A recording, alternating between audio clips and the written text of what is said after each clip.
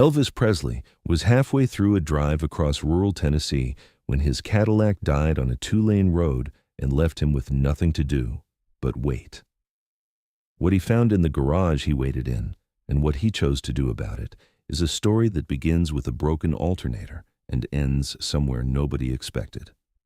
The car stopped at 11:42 in the morning on a Tuesday in October 1966 on Route 70, about 4 miles outside a town called Bucksnort, Tennessee, population 640. The engine didn't seize or shudder. It simply went quiet in the particular way of machines that have been carrying a problem for some time and have reached the end of their patience with it. Elvis steered to the shoulder, sat for a moment with his hands on the wheel, and then reached for his phone. There was no signal. He got out of the car, looked at the empty road in both directions, and started walking toward Bucksnort. He found the garage on the main road, a two-bay operation called Hatcher's Auto, hand-painted sign, one lift occupied, the other empty, a faded Pennzoil banner across the front that had been there long enough to become part of the building's identity rather than its advertising. A radio was playing inside, country music, low, the kind of background that isn't really being listened to, but whose absence would be noticed. A pair of legs in work boots was visible beneath a truck on the occupied lift. Someone was working, and working without awareness of being observed, which was the first thing Elvis noted about the place. The mechanic's name was Earl Hatcher. He was 44 years old, third-generation Bucksnort, had taken over the shop from his father 11 years earlier when the old man's knees gave out, and had been running it alone, with seasonal help from his nephew and year-round assistance from a parts supplier in Nashville who made the drive out twice a week, since. He was, by every account of people who knew him, a man of profound competence in the specific domain of his work and very little interest in performing anything beyond it. He fixed what needed fixing. He charged what the job cost. He was done when he was done. He looked at the lean young man who walked into his garage from the road, carrying nothing but a phone with no signal, and said, without preamble, "What happened?" Elvis told him. Earl Hatcher nodded, wiped his hands on a shop rag, and said he'd need to drive out and have a look.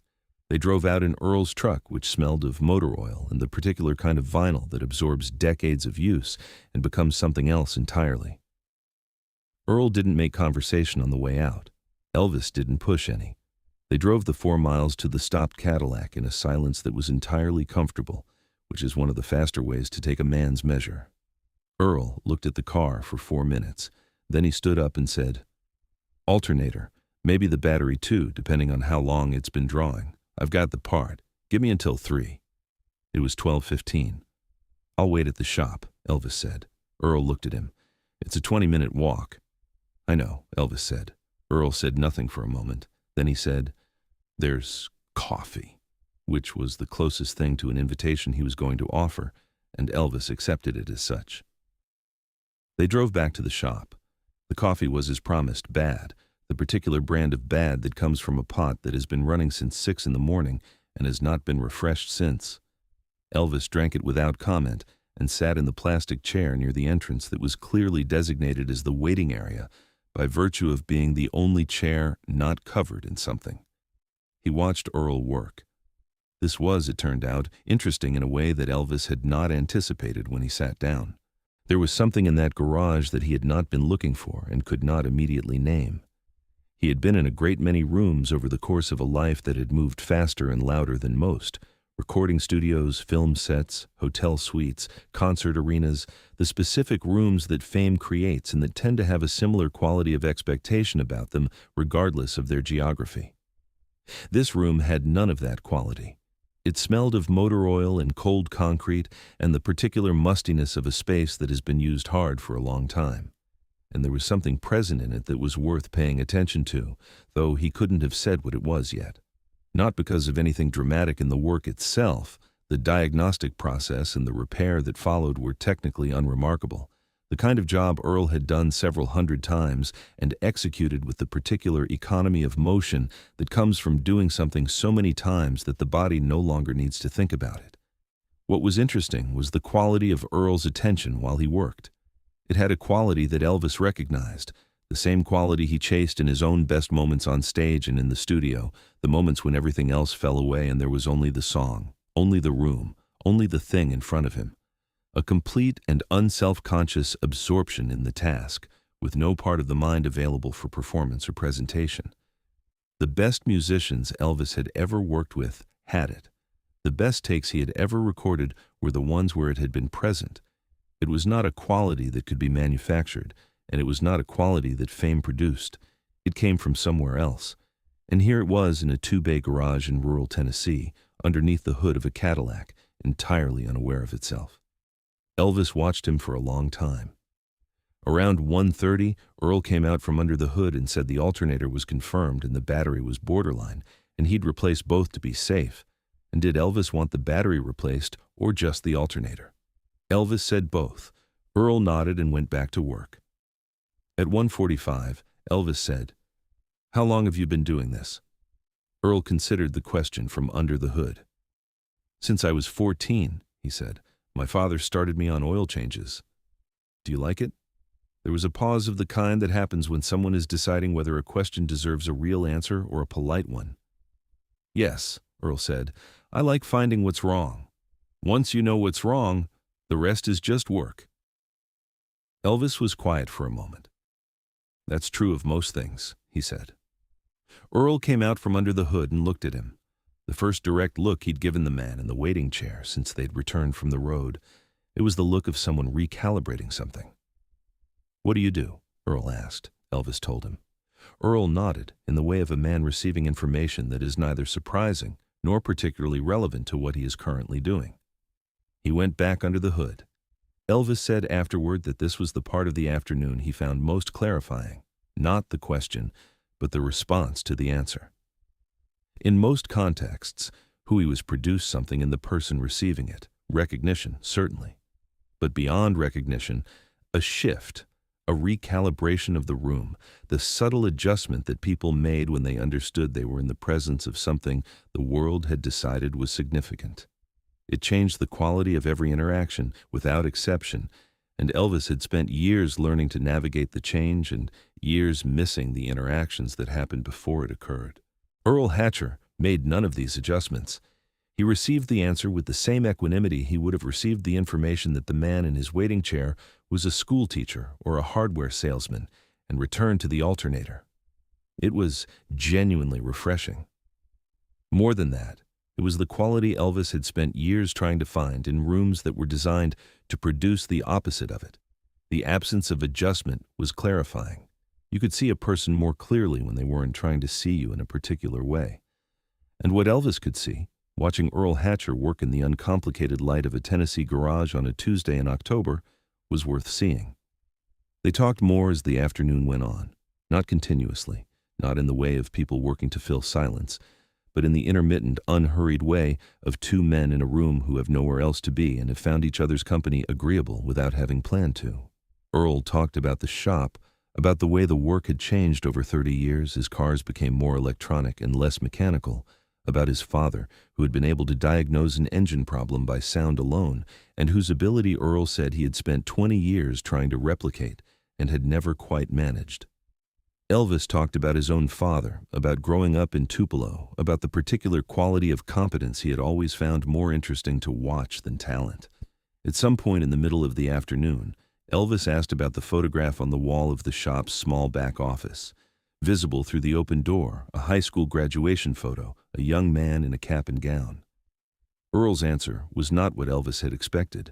The young man in the photograph was Earl's son, Daniel.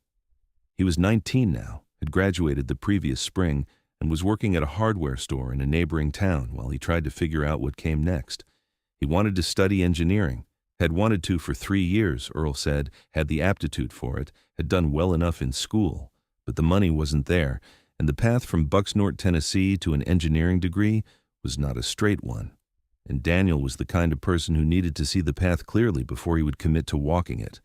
Earl said all of this in the plain, factual way he said most things, without self-pity and without apparent expectation of a response beyond acknowledgement. He was not asking for anything.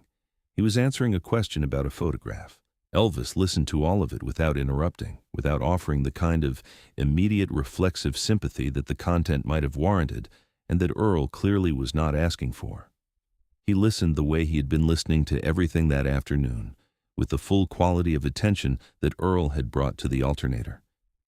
There was something in what Earl had described that sat with him in a way he was not yet ready to do anything with.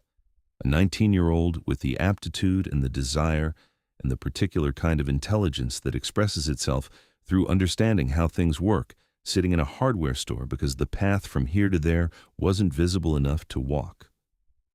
Elvis had grown up in Tupelo in a house without indoor plumbing. He understood something about the distance between where a person starts and where their ability could take them, and what it cost when the bridge between those two places didn't exist. At some point, Earl mentioned that Daniel had disassembled a carburetor when he was 7 years old, had laid every piece out in order on the floor of the shop, had not been able to get it back together. But the pieces were in order, Elvis said. Earl looked at him from under the hood. Yes, he said, they were. The car was ready at 3:10. Earl wrote up the bill, parts and labor, fair to the point of being low, the kind of bill that a man charges when he is more interested in the work being right than in extracting maximum value from a situation. Elvis paid it. He shook Earl's hand. He got in the Cadillac, backed it out of the bay, and drove away. 3 weeks later, a letter arrived at Hatcher's Auto from a Memphis address Earl didn't recognize. Inside was a handwritten note, 3 paragraphs, specific and practical, with information about 3 engineering scholarship programs, 2 of them with application deadlines still 6 weeks away, one with a Tennessee residency preference that Earl hadn't known existed. There was also a name and a direct phone number, with a note that said the person at that number knew about these programs and had agreed to speak with Daniel if he called. At the bottom of the letter, a single line. The pieces were in order. That's the hardest part. The rest is just work. Earl Hatcher read the letter once standing at the shop entrance where he'd opened it, then carried it to the back office and read it again sitting at the desk beneath the graduation photograph. The scholarship programs were real. He looked 2 of them up that evening. The Tennessee residency preference on the 3rd one was real. The name and phone number were real. He sat with all of this for a while before he picked up the phone. Then he sat down in the plastic waiting chair, the one that had been occupied by a stranger for 3 hours on a Tuesday in October, and stayed there for a while without saying anything. He called Daniel. Daniel made the call. He applied to 2 of the 3 programs. He was accepted to both. He is an engineer. Earl Hatcher still has the letter. It's not framed. It's in the top drawer of the desk in the back office, beneath the graduation photograph, where he put it the afternoon it arrived and where it has remained every day since.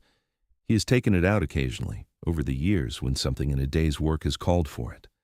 He has never told most people who wrote it, and on the occasions when someone has pressed him, he has given the same answer each time.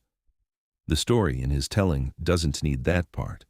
It begins with a broken alternator and ends with a phone call his son almost didn't make, and everything in between is just a man who sat in a waiting chair, paid attention, and chose to do something with what he found there.